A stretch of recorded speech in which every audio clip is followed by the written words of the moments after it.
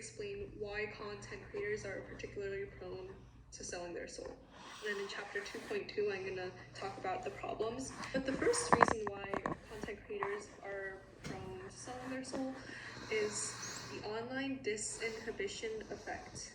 In a paper published by Suler in 2004, all the sources are in the description, by the way.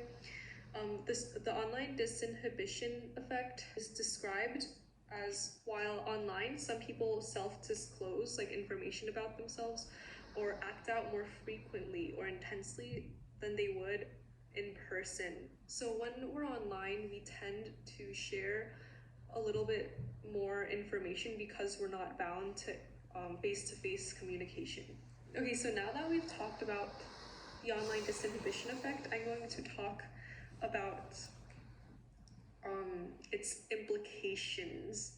So this study, titled this by Zian King in 2015, they measured the amount of posting regret that teenagers felt on Facebook particularly.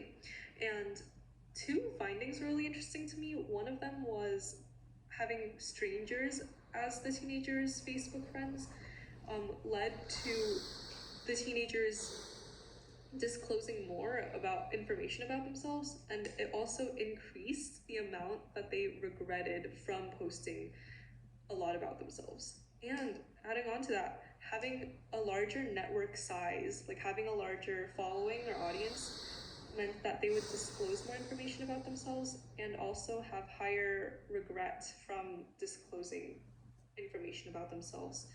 And this relates to why content creators are prone to soul selling, because with YouTube, you know, a majority of your audience are strangers, and as you continue doing YouTube, the amount of audience, like your network size, grows, and that could also lead to a heightened online disinhibition effect or oversharing about yourself as that occurs.